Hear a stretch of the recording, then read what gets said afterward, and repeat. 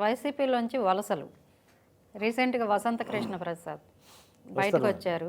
అయితే కొడాలి నాని, రోజా కూడా టీడీపీలోకి వస్తామంటే తీసుకునే ఛాన్సెస్ ఉన్నాయా? ఇప్పుడు మా పార్టీలు అందరూ మనుషులు ఉండరమ్మా. మా పార్టీలో మొత్తం మనుషులు ఉండరు. ఇది మనుషుల గురించి పెట్టిన పార్టీ. అంటే వాళ్ళు మనుషులు ఉండే పార్టీ. వాళ్ళు మనుషులు కారనా? మీకు ఏ యాంగిల్ చూడండి చెప్పండి.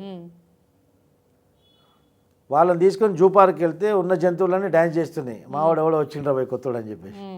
అలాంటి వాళ్ళని తెలుగుదేశం పార్టీలో ఉండదు. ఎందుకంటే తెలుగుదేశం పార్టీ ఒక నైతికత కలిగినటువంటి పార్టీ.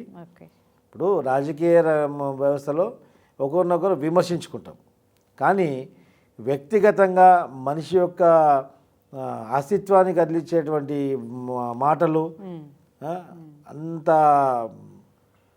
చెవులతో వినలేనటువంటి మాటలు దుర్భాషలాడేంత అవసరం ఈ రాజకీయంలో లేదు. అలాంటి రాజకీయాలు ఈ దేశానికి అవసరం లేదు. అలాంటి కార్యక్రమాలకు పాల్పడే ఈ వ్యక్తులు వాళ్ళు రాజకీయ నాయకులుగా ప్రజలు వాళ్ళని పరిగణించలేదు. ప్రజలు వాళ్ళని రాజకీయ నాయకులుగా అనుకోవట్లేదు. ఓ జబర్దస్త్ షోలో నీకు రేటింగ్ గురించి ఇష్టం వచ్చినట్టు భూత పురాణం బాగినట్టు వాళ్ళు ప్రజలకు ప్రజా సమస్యలు కూడా ప్రజావేదికలు కూడా అదే విధంగా మాట్లాడడం జరుగుతుంది. అది అందరూ యాక్సెప్ట్ చేయరు. మా నాయకుడిని చూసి నేర్చుకోవాలి.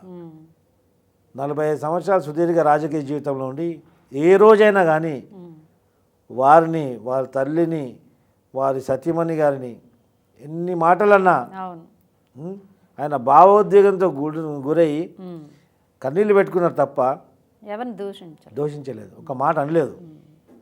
అది నిబద్ధత, అది ఒక సహనం. ఎందుకంటే ఒక రాజకీయ నాయకుడు అంటే ఆయనను చూసి సమాజం నేర్చుకోవాలి. Is a role model for the society. చూపించండి ఇలాంటి నాయకుడు ఆంధ్రప్రదేశ్లో ఒక్కరిని చూపించండి, దేశవ్యాప్తంగా చూపించండి బహుశా. సో ఇలాంటి జంతు మనోబుద్ధి ఉన్నటువంటి వీళ్ళని తెలుగుదేశం పార్టీలో తీసుకోము. ఎందుకంటే మేము ప్రజల గురించి పనిచేస్తున్నాం. తెలుగుదేశం పార్టీ ప్రజలను గురించి పుట్టింది పార్టీ.